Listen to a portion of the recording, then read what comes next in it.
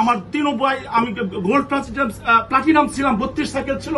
আজকে আমি ক্রাউন হতাম, আজকে আমি কোথায় যেতাম? আমার ব্যক্তিগত তরফ বাদ দেই।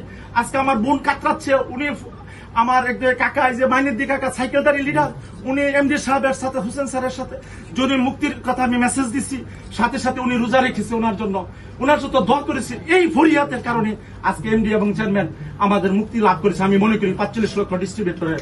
প্রিয় ভাইয়েরা আমার, আপনার সাথে আমরা আমি সংগঠন করেছি, আমি ভার্সিটি লেভেলে সংগঠন করেছি, ইউনিয়নে ছিলাম, থানা ভিত্তিক আমি রাজনীতি করেছি। আমি বলবো সংগঠনের কোনো বিকল্প নাই। 2012 সালে যদি আমাদের সংগঠন থাকতো, আজকে আপলাইন অনেক উদ্দেশ্য করে বলি, পিস যে ডায়মন্ড নামধারীদের 12 বছর আপনারা কোথায় ছিলেন? একটা খোঁজখবর আপনাদের দেন নাই। আমাদের আমাদের মুশারফ স্যার, কেন্দ্রীয় নেতৃবৃন্দ আমাদের খোঁজখবর নিয়েছে। আজকে আমাদেরকে বলেন দিন দেন, সিআইডি দেন, আপনি আপনাদের সাথে থাকবো না, আমরা ব্লোর সাথে থাকবো। আমাদের আপলাইন হলো এমডি স্যার এবং হুসাইন স্যার। আপনি একটা পরামর্শ, আমি ক্ষুদ্র মানুষ, জানি না এত বড় মাপের মানুষের সাথে আমি বক্তৃতা করতে পারবো কিনা, কিন্তু আমি মনে করি সাংগঠনিক কোনো বিকল্প নাই। আজকে 12 সালে যদি আমাদের সংগঠন হতো, অনেক রাজনৈতিক আছে আমার দীর্ঘ বয়সে হনো সংগঠন গোছাইতে পারে নাই।